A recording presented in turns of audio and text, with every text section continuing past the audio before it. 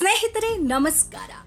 IPL 2025 ಮಹಾಯುದ್ಧ ಇಂದು ಶುರುವಾಗಲಿದ್ದು ಅಭಿಮಾನಿಗಳನ್ನ ಇನ್ನಷ್ಟು ರಂಜಿಸಲು ನಾವು ಪ್ರತಿ ಮ್ಯಾಚ್ನ ಸಂಪೂರ್ಣ ವಿವರಗಳನ್ನ ನಮ್ಮ ಚಾನೆಲ್ನಲ್ಲಿ ಕೊಡ್ತೀವಿ. ನಿಮ್ಮ ಪ್ರೋತ್ಸಾಹ ಬೆಂಬಲ ಸದಾ ನಮ್ಮ ಮೇಲೆ ಇರಲಿ. ಅಭಿಮಾನಿಗಳ ಕಾಯುವಿಕೆಗೆ ಕೊನೆಗೂ ತೆರೆ ಬಿದ್ದಿದೆ. $1 ಮಿಲಿಯನ್ ಟೂರ್ನಿ ಇಂಡಿಯನ್ ಪ್ರೀಮಿಯರ್ ಲೀಗ್ ಅಂದ್ರೆ IPL 2025 ಮತ್ತೊಮ್ಮೆ ಅಭಿಮಾನಿಗಳನ್ನ ರಂಜಿಸಲು ಸಿದ್ಧವಾಗಿದೆ.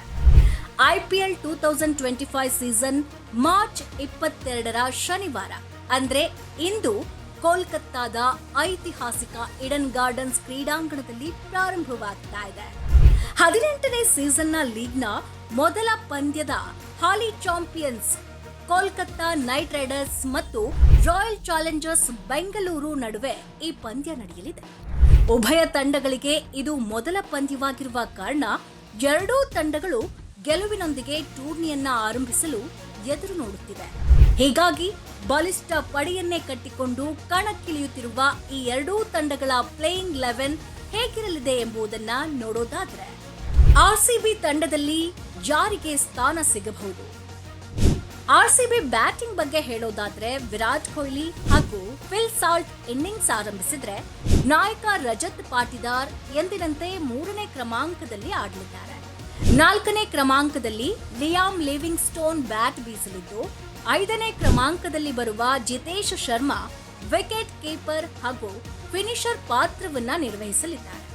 6ನೇ ಕ್ರಮಾಂಕಕ್ಕೆ ಪೈಪೋಟಿ ಇದ್ದು ಜಾಕೋಬ್ ಬೇಥಲ್ ಅಥವಾ ಟೀಮ್ ಡೇವಿಡ್ ಅವರಲ್ಲಿ ಯಾರನ್ನ ಆಯ್ಕೆ ಮಾಡಲಾಗುತ್ತದೆ ಅನ್ನೋದು ದೊಡ್ಡ ಪ್ರಶ್ನೆಯಾಗಿದೆ.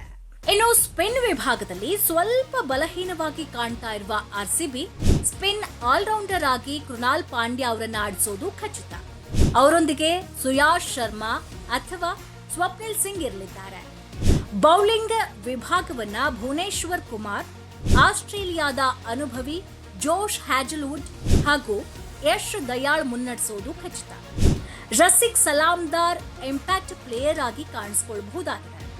ಇದರ ಜೊತೆಗೆ ದಕ್ಷಿಣ ಆಫ್ರಿಕಾದ ವೇಗಿ ಲುಂಗಿ ಎನ್ಗಿಡಿ ಕೂಡ ಇರಲಿದ್ದಾರೆ. ಆದ್ರೆ ಅವರಿಗೆ ಎಷ್ಟು ಅವಕಾಶಗಳು ಸಿಗುತ್ತದೆ ಅನ್ನೋದು ಹೇಳೋದು ಕಷ್ಟ.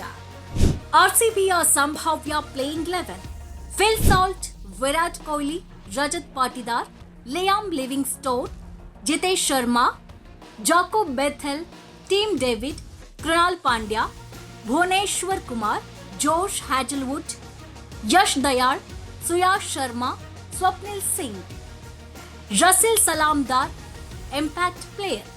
KKR ತಂಡ ಹೇಗಿರಲಿದೆ? RCB ವಿರುದ್ಧದ ಮೊದಲ ಪಂದ್ಯದಲ್ಲಿ ಸುನಿಲ್ ನರೈನ್ ಮತ್ತು ಕ್ವಿಂಟನ್ ಡಿ ಕಾಕಾ KKR ಪರ ಆರಂಭಿಕವಾಗಿ ಆಡಬಹುದು. ಕಳೆದ ಕೆಲ ವರ್ಷಗಳಿಂದ KKR ಪರ ಆರಂಭಿಕ ಆಟಗಾರನಾಗಿ ನರೈನ್ ಅದ್ಭುತ ಪ್ರದರ್ಶನ ನೀಡ್ತಾ ಇದ್ದಾರೆ. ಆದ್ರೆ ಕ್ವಿಂಟನ್ ಡಿ ಕಾಕಾ ಈ ವರ್ಷವಷ್ಟೇ KKR ಸೇರ್ಪಡೆಯಾಗಿದ್ದಾರೆ. ಈ ಇಬ್ಬರು ಎಡಗೈ ಬ್ಯಾಟ್ಸ್ಮನ್ಗಳು ಈ ವರ್ಷ KKR ಪರ ಆರಂಭಿಕವಾಗಿ ಆಡಲಿದ್ದಾರೆ.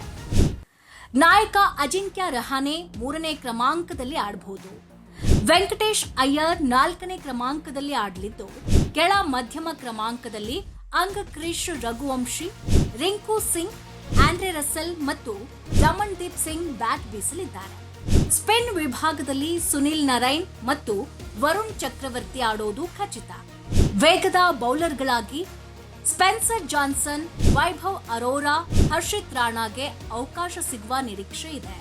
KKR ಸಂಭಾವ್ಯ playing 11: Sunil Narine, Quinton de Kock, Ajinkya Rahane, Venkatesh Iyer, Angkrish Raghuvanshi, Rinku Singh, Andre Russell, Ramandeep Singh, Spencer Johnson, Vaibhav Arora, Harshit Rana, Varun Chakravarthy. ಕ್ರಿಕೆಟ್ನ ಸಂಪೂರ್ಣ ಮಾಹಿತಿಗಾಗಿ ನಮ್ಮ ಚಾನೆಲ್ ಅನ್ನ ಸಬ್ಸ್ಕ್ರೈಬ್ ಮಾಡಿ. ಹಾಗೆ ನಾವು ಕೊಟ್ಟಂತ ಮಾಹಿತಿಗಳನ್ನ ಲೈಕ್ ಮಾಡಿ, ಶೇರ್ ಮಾಡಿ, ಕಮೆಂಟ್ ಮಾಡಿ.